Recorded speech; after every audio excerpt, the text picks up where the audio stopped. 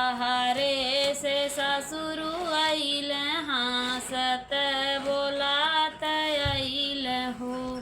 बहुअर कवन कवन फल खाइलू होरिलवा। बड़ा सुंदर ललनवा बड़ा सुंदर हो।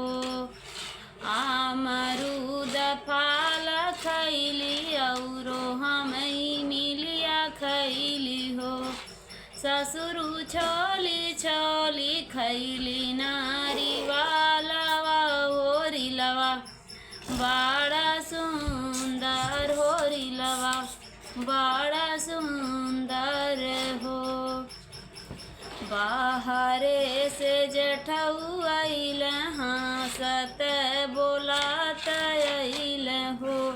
भयहु कवन कवन फल खाइलू होरिलवा। बड़ा सुंदर ललनवा बड़ा सुंदर हो। अमरूद फल खैली औरो हमई मिलिया खैली हो।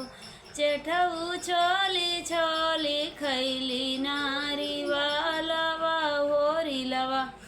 बड़ा सुंदर हो। बाहरे से देवरू आइल हाँसत बोलात आइल हो। भौजी कवन कवन फल खाइलू होरिलवा। बड़ा सुंदर हो। अमरूद फल खैली औरो हमई मिलिया खैली हो। देवर